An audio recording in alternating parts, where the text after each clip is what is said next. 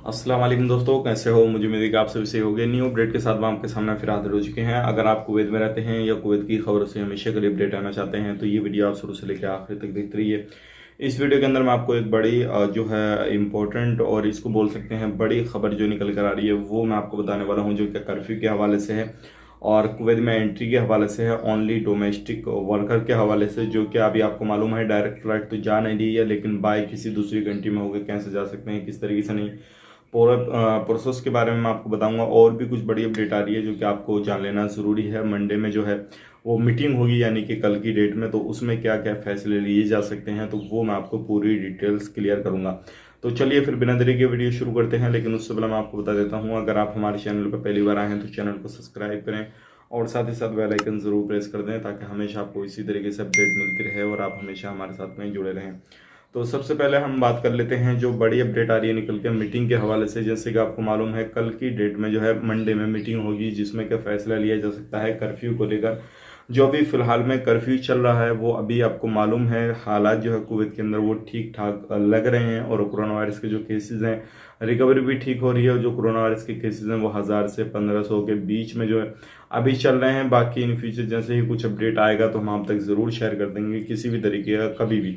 लेकिन अभी जो है कल की मीटिंग में फैसला लिया जा सकता है कि कोरोना वायरस के जो केसेस आ रहे हैं उनके हवाले से, और जो लॉकडाउन है वो ईद के लास्ट तक जो है इंशाल्लाह वो हटा लिया जाए, या फिर इसके हवाले से कुछ भी अपडेट आता है तो हम आप तक ज़रूर शेयर कर देंगे। लेकिन उम्मीद यही की जा सकती है, सब तरफ से पॉजिटिव रिपोर्टें आ रही हैं, तो ये सारी चीज़ को देखते हुए जल्दी ही कुवैत गवर्नमेंट जो है पूरे तरीके से कर्फ्यू हटा लेगी। और इंशाल्लाह ये सारी चीज़ जो है वो आपको बताना इसलिए ज़रूरी था। बहुत सारे लोग कर्फ्यू को लेकर कमेंट कर रहे थे, पूछ रहे थे कि कब जो है कर्फ्यू ख़त्म हो जाएगा, कब नहीं होगा। तो सोचेगा क्यों नहीं आप लोगों को एक बार बता दिया जाए और सारी इन्फॉर्मेशन दे दी जाए, ताकि आप लोग भी इस चीज़ को जान सकें भाई कर्फ्यू के क्या हालात हैं, क्या हालात नहीं है। बाकी जैसे ही कुछ अपडेट आएगा तो हम आप तक ज़रूर शेयर कर देंगे। इससे अलग बढ़ते हैं अगली अपडेट की तरफ। जो अगली अपडेट आ रही है निकल के वो आ रही है एंट्री के हवाले से। जैसे कि आपको मालूम है इंडिया से डायरेक्ट फ्लाइट अभी नहीं जा रही है, जो क्या कोरोना वायरस को लेकर। कोरोना वायरस के केसेस जो हैं अभी भी इंडिया के अंदर 4 लाख के अधिक, कभी कम कभी ज़्यादा, यानी कि 4 लाख के आसपास ही जो है रोज़ाना डेली आ रहे हैं। तो इसको देखते हुए बहुत सारी कंट्रियों ने जो है वो इंडिया से फ्लाइट को सस्पेंड कर रखा है, जो कि इसमें कुवैत भी शामिल है। तो अभी जो है आप बाय किसी भी कंट्री को, जैसे कि दुबई को भी इजाज़त दे रखी है, ओनली डोमेस्टिक वर्कर जो है वो जा सकते हैं।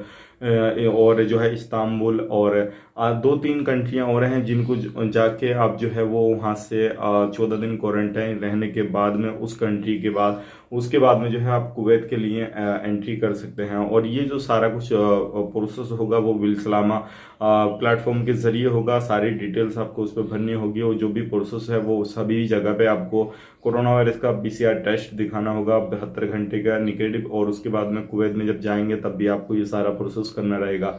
अब यहाँ पे आप किसी भी कंट्री से होकर जाना चाहते हैं तो रिस्क वो काफ़ी ज़्यादा बड़ा हो जाएगा, और उसमें आपका खर्चा भी काफ़ी ज़्यादा आ जाएगा। तो ये सारी चीज़ें आपको ध्यान में रखनी है। अगर आपको ज़्यादा ही इमरजेंसी में जाना है, या किसी भी तरीके से आपका कफिल या फिर आपका वीज़ा लग चुका है, या किसी भी तरीके से जो है आपका खर्चा ज़्यादा नहीं आता है, तो ये सारी चीज़ें आप देख सकते हैं, कोई भी परेशानी आपको नहीं आएगी।